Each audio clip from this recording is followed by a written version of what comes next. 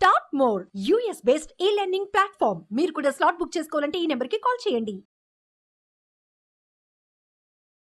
నమస్తే, welcome to Suman TV. నేను విష్ణు. ప్రస్తుతంతో పాటు క్వాలిఫైడ్ పర్సన్ ఫినాన్స్ ప్రొఫెషనల్ చారి గారు ఉన్నారు. వారితో మాట్లాడదాం. సార్ నమస్తే. సార్ చారి గారు నమస్తే అండి. సార్ చారి గారు, ఇవాల్టి రోజుల్లో కార్ అనేది ఒక basic need and basic necessity అయిపోయింది. కాబట్టి ఎవరైనా కొత్త కారు కొనాలి అన్న ఆలోచనలో ఉన్న వాళ్ళకి మరి బడ్జెట్ పరంగా ఏదైనా సులువైన మార్గాలు ఉంటే చెప్పగలరు? కరెక్ట్ అన్నారండి. నీడ్ అయిపోయింది యాక్చువల్గా. అంటే మనం ఇప్పుడు ఎండకి తట్టుకోలేము, వర్షం పడుతున్నా తట్టుకోలేము, తట్టుకోలేకపోతున్నాం. అందులో పిల్లలు ఉన్నారంటే మటుకు ఖచ్చితంగా కార్ కావాల్సిందేనండి ఇప్పుడు. ఓకే, పిల్లలు రీసెంట్గా మ్యారేజ్ అయ్యి పిల్లలు వచ్చారంటే ఖచ్చితంగా వాళ్ళని బైక్ల మీద ఈ పొల్యూషన్కి తిప్పడం. అండ్ ప్రతి మిడిల్ క్లాస్ వాళ్ళకి డెఫినెట్గా కార్ అనేది కూడా మ్యాండేటరీ అయిపోయింది. ఎందుకంటే ఇప్పుడు అదొక ఎక్స్పెన్స్ లాగా అయిపోయిందండి. అయితే కారు ఈఎంఐ ప్లస్ కార్ యొక్క మెయింటెనెన్స్, దానికి కావాల్సిన ఫ్యూయల్, ఇవన్నీ అప్రాక్సిమేట్లీ తక్కువలో తక్కువ 20-25,000 పర్ మంత్ అయితే ఖర్చు అయిపోతుందండి ఖచ్చితంగా. కొన్నిసార్లు ఈఎంఐకే 15-20,000 అవుతుంది. సో పెట్రోల్ ఎక్స్పెన్స్ 30-35 వరకు వెళ్తుంది. ఇదేంటంటే ఒక్కసారి పెట్టే ఎక్స్పెన్స్ కాదు. ఈవెన్ మనం 25 ఇయర్స్లో జాబ్ స్టార్ట్ చేసామంటే ఈవెన్ 60 ఇయర్స్ వరకు కంటిన్యూ అవుతానే ఉంటుంది ఎక్స్పెన్స్. ఓకే, అయితే నేను ఒక స్ట్రాటజీ చెప్తాను. ఇదేంటంటే మేము ఆల్రెడీ ఇంప్లిమెంట్ చేసాము, వేరే వాళ్ళు ఆల్రెడీ చూస్తున్నారు. ఇది ఆల్రెడీ సక్సెస్ఫుల్ ఫార్ములా.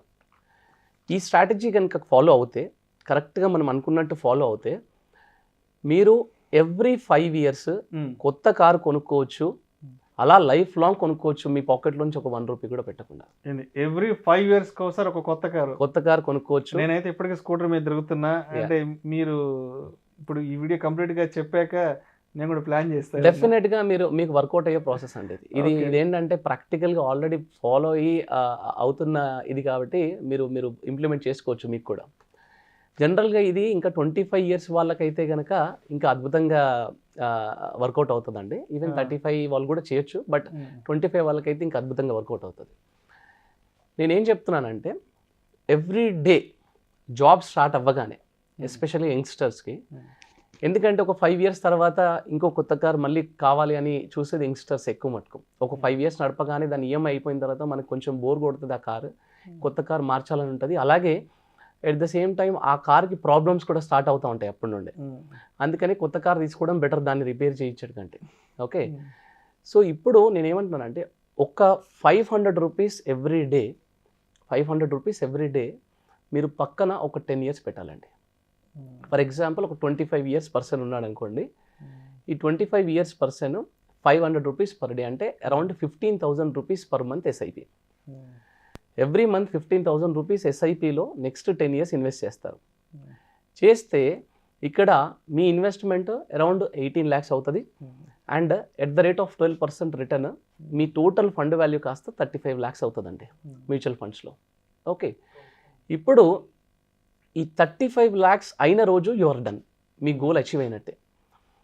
ఇదేమైందంటే యాక్చువల్గా మనం 10 ఇయర్స్ టెన్యూర్ పెట్టుకున్న దాంట్లో కొంతమంది 7 ఇయర్స్లో కూడా అచీవ్ చేస్తారు, కొంచెం స్పీడ్గా అమౌంట్ ఎస్ఐపీస్ ఇంక్రీజ్ చేసుకుంటూ. ఇంకొంతమందికి మార్కెట్స్ బాగా చాలా మంచి రిటర్న్స్ ఇచ్చి 12 అన్న దగ్గర 15%, 20% రిటర్న్స్ ఇచ్చిన వాళ్ళు కూడా ఉన్నారు. వాళ్ళు 9 ఇయర్స్లోనే గోల్ అచీవ్ అయిన వాళ్ళు కూడా ఉన్నారు. ఎండ్ ఆఫ్ ద డే ఏంటంటే 35 lakhs అక్యుములేట్ అయిన రోజు వీఆర్ డన్. మనం అనుకున్న టార్గెట్ అచీవ్ అయిపోయినట్టే, మనం ఇంకా స్టార్ట్ చేసుకోవచ్చు ప్లానింగ్. మీరు వన్స్ దిస్ 35 lakhs అక్యుములేట్ అవ్వగానే మీరు ఏం చేస్తారంటే, 12 lakhs ఇనీషియల్గా మాత్రం మీరు 12 lakhs కార్ కొనుక్కోవచ్చండి. ఓకే, 12 lakhs కార్లో ఫస్ట్ 2 lakhs మాత్రం మీరు డౌన్ పేమెంట్ ఇస్తారు. ఈ 35 lakhsలో నుంచి 2 lakhs తీసి 2 lakhs డౌన్ పేమెంట్ ఇస్తారు. ఓకే, ఈ మిగతా 10 lakhs ఏం చేస్తారంటే కార్ లోన్ తీసుకుంటారు నెక్స్ట్ 5 ఇయర్స్కి. ఈ కార్ లోన్కి ఈ 5 ఇయర్స్ టెన్యూర్ విత్ 9% ఇంట్రెస్ట్ అవుతే కనుక అరౌండ్ 20,000 పర్ మంత్ ఈఎంఐ వస్తుంది కార్కి. ఓకే, ఈ ఈఎంఐ ఏదైతే ఉందో మ్యూచువల్ ఫండ్లో మనకున్న 33 lakhsలో నుంచి ఎస్డబ్ల్యూపీ పెడతామండి. ఎస్డబ్ల్యూపీ అంటే ఏంటి? సిస్టమాటిక్ విత్డ్రావల్ ప్లాన్ అనమాట. ఓకే, నేను ఇంతకుముందు కూడా ఎస్ఐపి ఎస్డబ్ల్యూపీ గురించి డిస్కస్ చేశానండి. మళ్ళీ ఒక్కసారి అంటే కొత్తగా చూస్తే వాళ్ళందరికీ ఒక్కసారి జస్ట్ బ్రీఫ్ ఇస్తాను. మ్యూచువల్ ఫండ్లో ఎస్ఐపి, ఎస్డబ్ల్యూపి 2 కాన్సెప్ట్స్ ఉంటాయండి. ఎస్ఐపిలోనేమో ఎవ్రీ మంత్ మీ బ్యాంక్ అకౌంట్లోంచి అమౌంట్ డిడక్ట్ అవుతూ మీరు యూనిట్స్ని కొంటా ఉంటారు. ఎస్డబ్ల్యూపిలో ఏమవుతుందంటే ఎగ్జాక్ట్గా ఎస్ఐపికి రివర్స్ అవుతుంది. మీరు లంసమ్ అమౌంట్ ఆల్రెడీ అక్యుములేట్ చేసిన యూనిట్స్ నుండి ఎవ్రీ మంత్ మన యూనిట్స్ని అమ్మేసుకొని మన బ్యాంక్ అకౌంట్లోకి రివర్స్గా అమౌంట్ వచ్చి పడతా ఉంటుంది అనమాట. This is called systematic withdrawal plan. Okay, ఇప్పుడు సిస్టమాటిక్ విత్డ్రావల్ ప్లాన్లో ఉన్న అడ్వాంటేజ్ ఏంటంటే మనకి బ్యాంక్ ఎఫ్డీలో పెట్టి ఎవ్రీ మంత్ ఇంట్రెస్ట్ తీసుకున్నట్టుగా, లేదా ఒక ఫ్లాట్ కొని దాని రెంటల్ ఇన్కమ్ ఎట్లాగైతే తీసుకుంటామో అట్లా రెంటల్ ఇన్కమ్ తీసుకున్నట్టుగా ఎస్డబ్ల్యూపి కూడా ఒక ఆప్షన్ అనమాట మ్యూచువల్ ఫండ్స్లో. దీంట్లో ఉన్న అడ్వాంటేజ్ ఏంటంటే ఎవ్రీ మంత్ మనకు కావాల్సిన విత్డ్రావల్ ఇస్తూనే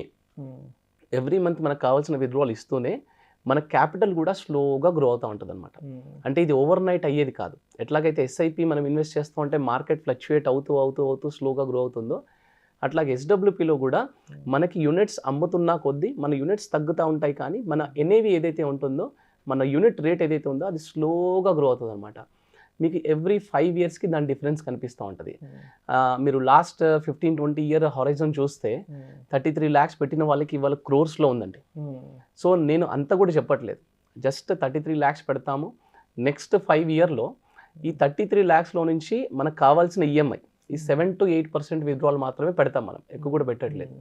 ఈవెన్ కన్జర్వేటివ్ ఫండ్స్లో, even large caps, blue chips లాంటి ఫండ్స్లో పెట్టుకున్నా, లేదా మీరు ఈవెన్ బ్యాలెన్స్డ్ అడ్వాంటేజ్ లాంటి బ్యాలెన్స్డ్ ఫండ్స్లో పెట్టుకున్నా మనకు విత్డ్రావల్ 7 to 8% వరకు తీస్తే నో ప్రాబ్లం అండి. మనం విత్డ్రావల్ తీస్తూ ఉంటాము, స్లోగా ఎవ్రీ 5 ఇయర్స్కి మన క్యాపిటల్ కూడా గ్రో అవుతూ ఉంటుంది. ఓకే, ఇక్కడ ఏం జరిగింది, మనం కార్కి 35 lakhsలోంచి 2 lakhs డౌన్ పేమెంట్ ఇచ్చేసాము, మిగతా 33 lakhsలోంచి మన ఈఎంఐ, కార్కి ఈఎంఐ పే చేసుకుంటుంది. ఓకే, అంటే ఇక్కడ చూడండి, ఒక 1 రూపీ పెట్టకుండా ఫస్ట్ 5 ఇయర్స్ మీరు కార్ కొన్నారు, ఎట్ ద సేమ్ టైం దాని ఈఎంఐ కూడా నెక్స్ట్ 5 ఇయర్స్ మీరు డౌన్ పేమెంట్ కట్టారు అండ్ ఈఎంఐ మీరు కట్టలేదు. 5 ఇయర్స్ తర్వాత ఏమవుతుంది అంటే మీరు కొన్న 12 లక్షల కార్ ఏమవుతుంది అంటే వర్స్ట్ కేసులో దానికి ఒక 5 lakhs అయినా వస్తాయండి, దాన్ని మీరు తీసేస్తే. ఈ పాత కార్ని మీరు డౌన్ పేమెంట్గా ఇచ్చేస్తారు. ఓకే, నెక్స్ట్ ఈ 5 ఇయర్స్ తర్వాత మీరు ఈవెన్ ఫస్ట్ 12 lakhs కార్ కొన్నారు కదా, తర్వాత 5 ఇయర్స్ తర్వాత మీరు 18 lakhs కార్ కొనుక్కోవచ్చు. 12 lakhs కాదు, 18 lakhs కార్ కొనుక్కోవచ్చు. అంటే ఇక్కడ మీరు అప్గ్రేడ్ అవుతున్నారు. 5 lakhs పాత కార్ డౌన్ పేమెంట్ ఇచ్చేసారు, మళ్ళీ ఇంకో 13 lakhs మీరు కార్ లోన్ తీసుకున్నారు. ఇన్ఫ్యాక్ట్ కరెక్ట్గా ప్రాసెస్ ఫాలో అయిన వాళ్ళు మాత్రం 20 lakhs కార్ కొనుక్కున్నారండి, to be very honest. 5 years అయిపోయిన తర్వాత 20 lakhs కార్ కొనుక్కున్నారు. నేను మరీ వర్స్ట్ సిచ్యువేషన్లో చెప్తున్నాను. ఇక్కడ 33 lakhs కాస్త even despite of the withdrawal మన ఈఎంఐ తీసేసిన తర్వాత కూడా రఫ్లీ అరౌండ్ ఒక 40 lakhs వరకు అవుతుంది. ఇది మరీ వర్స్ట్ కేసులో చెప్తున్నాను. ఆ తర్వాత 5 ఇయర్స్లో ఏమైంది, 20 lakhs కార్ కాస్త మీరు 30 lakhs కార్ కొనుక్కోవచ్చు. ఆ తర్వాత 5 ఇయర్స్ ఏమైంది, మీరు 30 lakhs కార్ కాస్త 40-45 lakhs కార్ కూడా కొనుక్కోవచ్చు.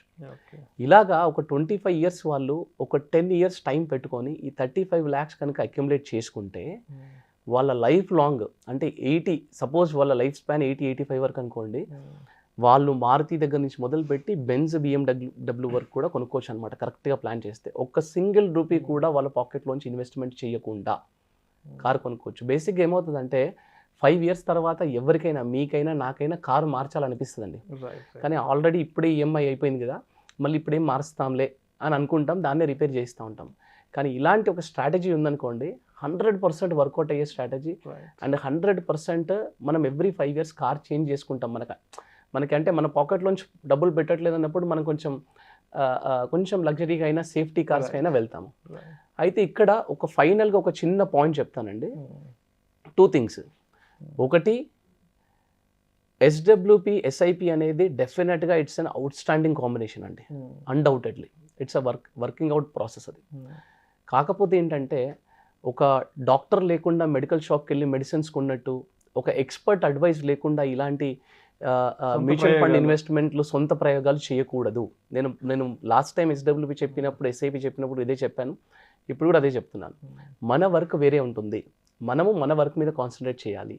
దీనికి మాత్రం ఖచ్చితంగా ఒక ఎంఎఫ్టీ కానీ ఒక ఫైనాన్షియల్ అడ్వైజర్ దగ్గరికి వెళ్ళి కూర్చొని మనం ప్లాన్ తీసుకొని సలహా మేరకు మాత్రమే దాంట్లోని సాధక బాధకాలను ఒకసారి మనం రివ్యూ చేసుకుని, దాంట్లో లాభ నష్టాలను బేరీజ్ వేసుకుని, ఒక మంచి అడ్వైజర్ సలహా తీసుకుని మాత్రమే ఫర్దర్గా ముందుకెళ్ళాలి. ఎగ్జాక్ట్లీ. అంటే మ్యూచువల్ ఫండ్స్లో ఏదో ఊరికే కేవైసీ చేసి ఇన్వెస్ట్మెంట్ చేయడం వేరు.